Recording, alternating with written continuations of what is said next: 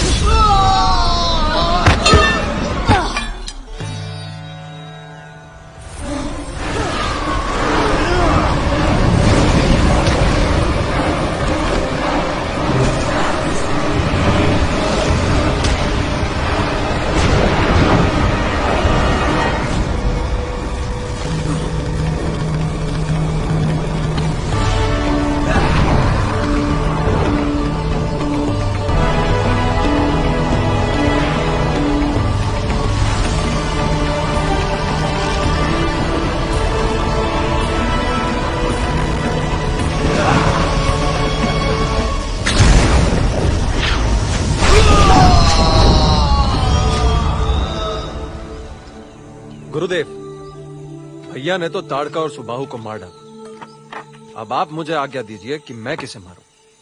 धैर्य रखो लक्ष्मण, अवश्य अवसर मिलेगा।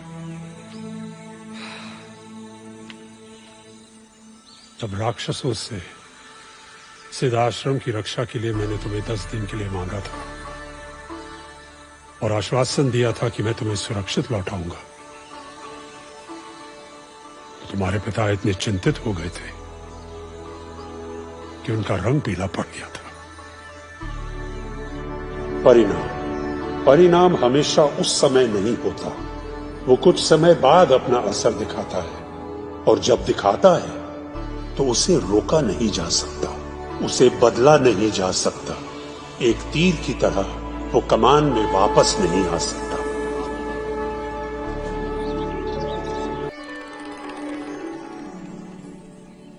मेरे राम का युवराज अभिषेक? मंथरा, इतना शुभ समाचार तुमने पहली बार सुनाया है। रखो। इसी तरह अपने आभूषण उतारते जाने का अभ्यास कर लीजिए महारानी, जब तक कि आभूषण आपके देह से शून्य न हो जाए। ये तुम क्या कह रही हो मंथरा? तुम्हारा मस्तक तो नहीं घूम गया? मेरा मस्तक तो ठिकाने पर है महारानी कैकेयी, पर क्या आपको स्मरण है कि आपके विवाह के समय आपके पिता महाराज अश्वपति ने महाराज दशरथ से एक वचन लिया था? कौन सा वचन? महाराज दशरथ ने वचन दिया था कि आपका पुत्र ही अयोध्या के सिंहासन पर बैठेगा। मेरे लिए राम और भरत में कोई अंतर नहीं। महाराज दशरथ के लिए तो है, नहीं तो भरत के कैकेयी जाते ही राम के युवराज अभिषेक की घोषणा करने की क्या आवश्यकता थी? और इतनी शीघ्रता किस लिए? अभिषेक तो भरत और शत्रुघ्न के लौटने के बाद भी हो सकता था। कैकेयी अयोध्या से है ही कितनी दूर।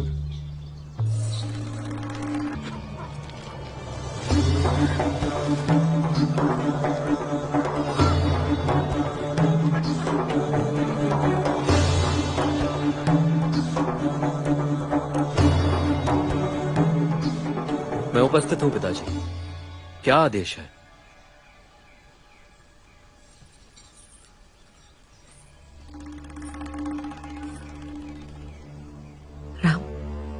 आज मैं वो सब कहूंगी जो आज तक चाहकर भी नहीं कह सकी।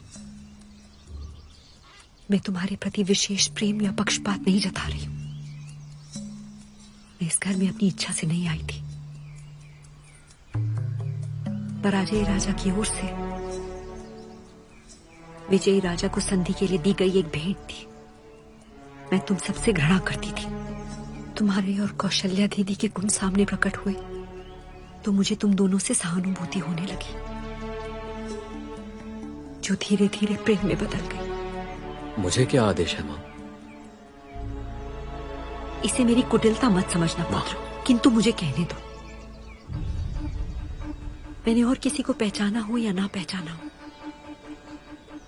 तुम्हें पहचानने में मैंने तनिक भी भूल नहीं की। प्रेम पहचानने में कभी भूल नहीं करता माते।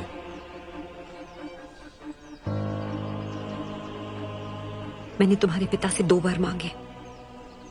पिताजी से आपने कौन से वचन मांगे?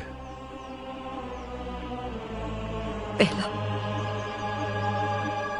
तुम्हारे युवराज अभिषेक के लिए प्रस्तुत सामग्री से भारत का युवराज अभिषेक हो। भारत का युवराज अभिषेक? राम के लिए इससे अधिक प्रसन्नता की बात क्या हो सकती है मां?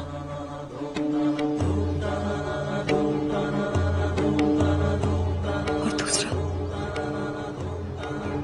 तुम्हारी तपस्वी वेश ग्रहण कर 14 वर्षों के वनवास के लिए प्रस्थान कर। स्वीकार है मां।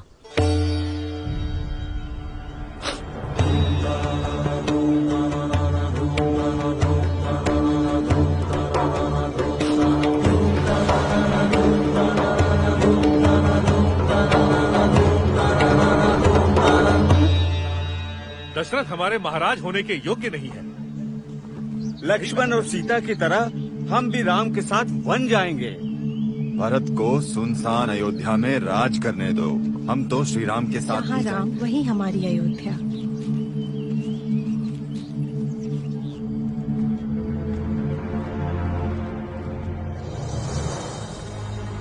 भैया, कोई कहीं नहीं जा रहा है, और जो आपको जाने पर विवश कर रहा है उसे पहले मुझसे जूझना होगा। चाहे पिता हो, माता कैकेयी हो, भरत हो, शत्रुघ्न हो या अयोध्या की सेना। लक्ष्मण, आपके साथ अन्याय हुआ है भैया। लक्ष्मण, जिसे तुम अन्याय समझ रहे हो सकता है वो मात्र अवसर हो। तुम्हें स्मरण है गुरु विश्वामित्र ने क्या कहा था? हमारा लक्ष्य अयोध्या का सिंहासन नहीं, कुछ और है, और हम उसका सामना क्रोध से नहीं धीरज से करेंगे। परंतु भैया, राज सिंहासन पर आपका अधिकार है। क्यों? इसलिए कि मैं सबसे ज्येष्ठ हूं? ज्येष्ठ भी और योग्य भी। तुम मेरे प्रेम में अंधे हो लक्ष्मण। तुम मेरे विषय में निष्पक्ष निर्णय कैसे कर सकते हो? निर्णय ही करना है ना, तो भरत से द्वंद्व युद्ध कीजिए। जो जीतेगा, अयोध्या का सिंहासन उसका। मान लो मैंने भरत को द्वंद्व युद्ध में हरा भी दिया, तो इससे क्या सिद्ध होता है कि मैं उससे अच्छा शासक हूं? ना भरत को शासन करने का अनुभव है ना मुझे। इस दृष्टि से हम दोनों समान हैं, ना कोई बड़ा ना छोटा।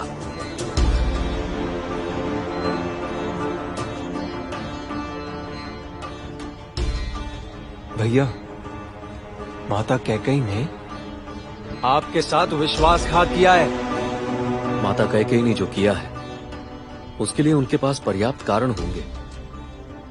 वो सही है या गलत, उसका निर्णय करने वाले हम कौन होते हैं? माता कैकेयी माता नहीं, कुमाता है, जो एक पुत्र का अधिकार छीनकर अपने दूसरे पुत्र को देने जा रही है। तो वो सिंहनी भी एक कुमाता है, जो अपने बच्चे का पेट भरने के लिए एक हिरण के बच्चे को मार डालती है। भैया, पशु और मनुष्य में कुछ तो अंतर होना चाहिए। हाँ है। पशु प्रकृति के नियमों के अनुसार जीते हैं और हम प्रकृति के नियमों के विरुद्ध। इसीलिए आदर्श, नीति और न्याय के नियम बनाने पड़ते हैं। आदर्श और नीति की भी सीमा होती है भैया, जिसके पार वह केवल अपनी कायरता छिपाने का कवच बन जाते हैं। 14 वर्ष बहुत लंबा समय होता है भैया। समय लंबा या छोटा नहीं होता लक्ष्मण, समय अनंत है। समय की अनंत धारा में 14 वर्ष 14 पल भी नहीं। समय तो सापेक्ष है।